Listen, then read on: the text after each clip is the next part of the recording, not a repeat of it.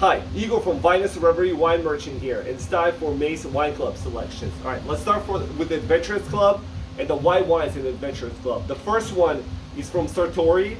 It's made from the Garganega grape, which grows in the Soave region in Veneto, close to Venice. This is an unusual wine because it's made pasito style from dried grapes. So the grapes are dried for 40 days to take out the water content and concentrate the sugars. And it gives the wine more flavor, texture, and intensity. It's a really nice, kind of fuller bodied white wine and a unique wine. It's a kind of almost one of its kind. I'm not sure of any other wines, kind of white wines made in this particular style. So that's the wine from the first wine, the White Wine Club. The second wine is Vinho Verde. So Vinho Verde is the largest wine region in Portugal. It's in northern Portugal, close to Spain.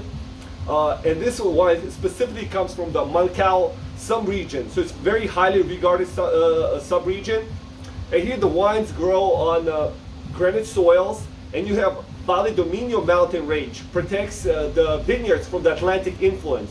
So it's close to the Minho River, so it's got more of a river influence. So the soils and the microclimate gives a particular intensity to these wines. So this is a Loero blend with a little bit of Alvarinho, the two kind of most prominent grapes in the region, and it's a classic example of Mancao Vinho Verde. All right, so if you're in the White Wines Club, you would get these two wines. If you're in the Mixed Club, you would get the Vinho Verde and this wine. This is from Viñas Serranas, and the grape is called Rufete. It comes from Sierra de Salamanca. It's a region west of Madrid, kind of close to the Portuguese border. And it's considered an extension of the Sangrados mountain range with a similar elevation, soil types, and climate. Rufete stylistically is very similar to Gamay from Beaujolais. The wine is soft, it has sweet tannins, delicate aroma, and full of crunchy red fruit. Great warm weather wine. And the last wine for the Red Wine Club is from Francois Willard. It's Northern Rhone Syrah. Northern Rhone is an amazing terroir. It's east-siding hillsides that are full of decomposed schist covered by bedrock of granite. So the hills are very steep, and the terraces actually were built during the Roman times. So they, because of the steepness of the hills, everything is picked by hand. So only kind of the best grapes are picked. And when it has optimal ripeness, the wine is very rich and concentrated and full of spice and leather notes. This is a prototypical example of Northern Rhone Syrah.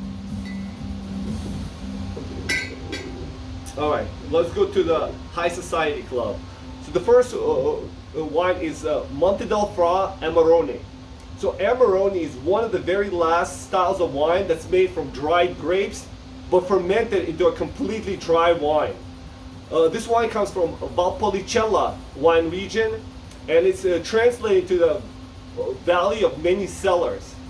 So you have high elevation, you have great temperature difference between day and night temperatures, and it grows on volcanic soils.